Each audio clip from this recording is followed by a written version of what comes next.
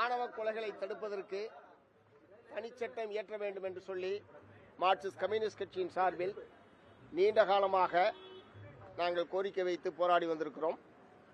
2015ஆம் ஆண்டு அப்போதைய Marxist communist கட்சியினுடைய சட்டமன்ற குழு தலைவர் தோழர் சவுந்தரராஜன் அவர்கள் இது சம்பந்தமாக ஒரு தனிநபர் மசோதாவை தமிழ்நாடு சட்டமன்றத்திலே தாக்கல் செய்தார்.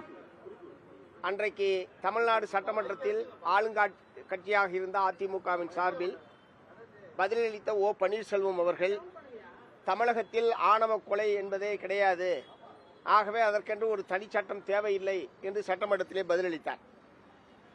இப்போது இருக்கக்கூடிய திராவிட முன்னேற்ற கழகமும் நாங்கள் தொடர்ச்சியாக இந்த கோரிக்கையை வற்புறுத்திய போதெல்லாம் ஏற்கனவே கொலைகளை தடுப்பதற்கும் அப்படி கொலை நடைபெற்றால் தண்டனை தருவதற்குமான பல சட்டங்கள் நடைமுறையில் இருக்கிற போது இதற்கென்று தனிச்சட்டம் தேவையில்லை என்கிற கருத்தாக்கத்தில்தான் திராவிட முன்னேற்ற கழகமும் இருந்தது. ஆனால் தொடர்ச்சியாக ஆணவ கொலைகள் தமிழகத்தில் நடந்த நிலையில் மார்க்சிஸ்ட் கம்யூனிஸ்ட் கட்சியின் சார்பில் நானும், விடுதலை சிறுத்தைகள் கட்சியினுடைய தலைவர் தோழர் திருமாவளவன் அவர்களும், இந்திய கம்யூனிஸ்ட் கட்சியினுடைய அப்போதைய மாநில செயலாளர் தோழர் முத்தரசன் அவர்களும் 3 பேரும் சேர்ந்தாற்போல் மாண்புமிகு முதலமைச்சர் அவர்கள் ஸ்டாலின் அவர்களை நேரடியாக சந்தித்து மற்ற கொலைகளுக்கும் ஆணவ கொலைகளுக்கும் இருக்கக்கூடிய வித்தியாசத்தையும் ஆணவ கொலைகளால் பாதிக்கப்படக்கூடியவர்களுக்கு ஏற்படக்கூடிய சட்ட ரீதியான பாதுகாப்பற்ற நிலைமையையும் நேரடியாக அவரிடம் எடுத்துச் சொல்லியதற்கு பிறகு இந்த ஒரு தனிச்சட்டத்தை இயற்றுவதற்கான ஒரு ஆணையத்தை அமைப்பதாக மாண்புமிகு முதலமைச்சர் அவர்கள் தெரிவித்தார்கள். அதன் அடிப்படையில் நீதிபதி KN பாஷா அவர்களுடைய தலைமையிலே இந்த ஆணையம் அமைக்கப்பட்டிருப்பது என்பது ஒரு வரவேற்கத்தக்க முன்னேற்றகரமான நடவடிக்கை என்பதை நாங்கள் ஏற்கனவே சொல்லியிருக்கிறோம். அந்த அடிப்படையில் இன்றைக்கு ஆணையத்தின் முன்னால் மார்க்சிஸ்ட் கம்யூனிஸ்ட் கட்சியின் சார்பில் இந்த தனிச்சட்டத்தில் இடம்பெற வேண்டிய பல்வேறு அம்சங்கள் சம்பந்தமாகவும் ஏற்கனவே இருக்கக்கூடிய திருமண சட்டங்களில் செய்யப்பட வேண்டிய திருத்தங்கள் சம்பந்தமாகவும் ஒரு விரிவான ஆலோசனைகளை பரிந்துரைகளை நீதிபதியின் முன்னால் நாங்கள் இன்றைக்கு வழங்கியிருக்கிறோம். குறிப்பாக இந்த ஆணவ கொலைகளால் பாதிக்கப்படக்கூடியவர்களுக்கு அவர்கள் தங்குவதற்கான இடம் கூட இல்லாமல் பல நேரங்களில் எங்களை போன்ற கட்சி அலுவலகங்களில்தான் அவர்கள் தங்கி வைக்கப்படுகிறார்கள். இந்த தாங்கள் விரும்பிய இணையை தேர்வு செய்வதும் திருமணம் செய்வதற்குமான உரிமையை இந்திய அரசியல் சாசனத்தினுடைய பிரிவு 19 வழங்குகிறது. அது ஒரு அடிப்படை உரிமையாக அரசியல் சாசனத்தால் அங்கீகரிக்கப்பட்டிருக்கிறது. ஒரு அடிப்படை உரிமையை அனுபவிப்பதற்கான உரிமையை தடுக்கக்கூடிய வகையிலேதான் இத்தகைய ஆணவ கொலைகள் என்பதால் நடைபெற்றுக் கொண்டிருக்கிறது. அப்படி பாதிக்கப்படக்கூடிய நபர்களுக்கு அவர்கள் பாதுகாப்பாக தங்குவதற்கும் அவர்களுடைய பொருளாதார வாழ்வாதாரத்தை பாதுகாப்பதற்கும் அரசு தரப்பிலிருந்து ஒரு நிரந்தரமான வேலை உள்ளிட்ட பல்வேறு அம்சங்கள் என்பது தேவைப்படுகிறது.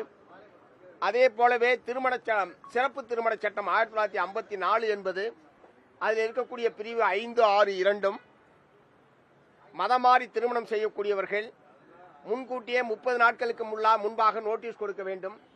அதை ஆட்சேபிக்கக்கூடியவர்கள் இருந்தால் பொதுமக்கள் ஆட்சேபனை தெரிவிக்கலாம் என்று இருப்பது என்பது அரசியல் சாசனத்துடைய பிரிவு 19க்கு விரோதமானது.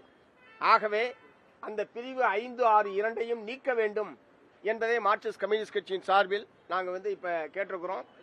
ஏன்னா அடிப்படை உரிமைன்னு வந்ததுக்கு பிறகு பொதுமக்கள் ஆட்சேபனை தெரிவிக்கலாம்னா அப்ப நிறைய பொதுமக்கள் ஆட்சேபனை தெரிவித்தா விரும்பக்கூடிய இருவரும் திருமணம் செய்து கொள்ள முடியாத ஒரு நிலைமை என்பது ஏற்படும். இந்த மாதிரி பல்வேறு சிறந்த பரிந்துரைகளை நாங்கள் ஆணையத்தின் முன்னால் கொடுத்திருக்கிறோம். நீதிபதி KN பாஷா அவர்கள் மிகச்சிறந்த ஒரு நீதிபதியாக பணியாற்றியவர். ஒரு மிகச்சிறந்த சட்டத்தை அந்த குழு உருவாக்கி தரும் என்கிற மிகப்பெரிய நம்பிக்கை என்பது எங்களுக்கு இருக்கிறது. அந்த சட்டம் வருவதன் மூலமாக ஆணவ கொலையில் ஈடுபடக்கூடியவர்களுக்கு மிகப்பெரிய அச்சத்தை ஏற்படுத்தக்கூடிய வகையிலும் இனிமேல் இத்தகைய செயலில் ஈடுபடக்கூடாது என்கிற நிலைமையை உருவாக்கக்கூடிய வகையில் அந்த சிறப்பான சட்டம் எவ்வளவு விரைவாக முடியுமோ அவ்வளவு விரைவாக வர வேண்டும் என்று மார்க்சிஸ்ட் கம்யூனிஸ்ட் கட்சியின் சார்பில் வற்புறுத்தி கேட்டுக்கிறோம். ரைட், நன்றி. அதிமுக தேர்தல் அறிக்கை எப்படி பார்க்கிறீங்க?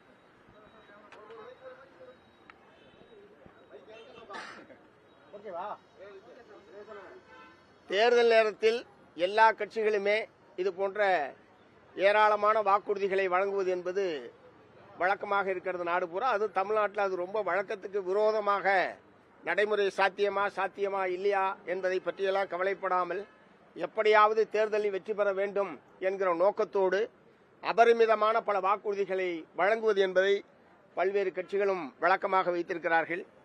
அப்புறம் பலவற்றை நிறைவேற்ற முடியாத நிலைமை என்பது பின்னாடி ஏற்படுகிறது. எப்படி இருப்பினும் அந்த அறிக்கையில வேலைவாய்ப்பை உருவாக்குவது சம்பந்தமாகவும் புதிய தொழில் வளர்ச்சிக்கான என்பதுங்கிற முறையிலேயோ இப்படி அடிப்படை பிரச்சனைகளை தீர்ப்பதற்கான எந்த வாக்குறுதிகளும் அதிமுகவுடைய தேர்தல் அறிக்கையிலே கொடுக்கப்படவில்லை. மக்களுக்கு ஃப்ரிட்ஜ் கொடுக்குறேன், ஃப்ரிட்ஜில் பழம் வைக்கிறதுக்கு ஏற்பாடு பண்ணுறேன், அடுப்பு வைக்கிறேன், சமைக்கிறேன், இந்த மாதிரியான தன்மையில தான், அதாவது குறிப்பாக பெண் வாக்காளர்களை ஈர்ப்பதற்கான முறையில் அவர்கள் கூடுதலான கவனம் அதில் செலுத்தியிருக்கிறார்கள். ஒரு நிரந்தர மக்களுடைய வாழ்க்கையை மேம்படுத்துவதற்கான முறையில் பொருளாதார ரீதியாகவும் சமூக ரீதியாகவும் மக்களை மேம்படுத்தக்கூடிய வகையிலான எந்த ஒரு வாக்குறுதியையும் அதிமுக தேர்தல் அறிக்கையில் என்னால் பார்க்க முடியவில்லை. ஓகே.